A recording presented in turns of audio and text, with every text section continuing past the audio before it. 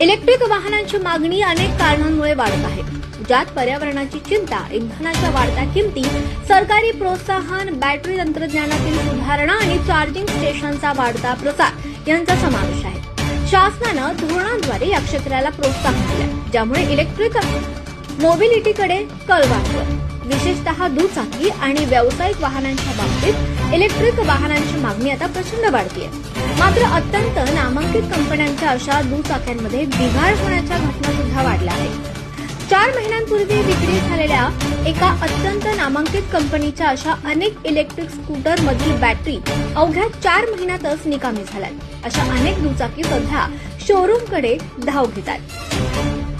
15 ते 20 दिवस अशा खराब झालेल्या दुचाक्या उभ्या करून बॅटरी येण्याची वाट पाहण्याची वेळ दुचाकी खरेदीदारांवर आलेली आहे.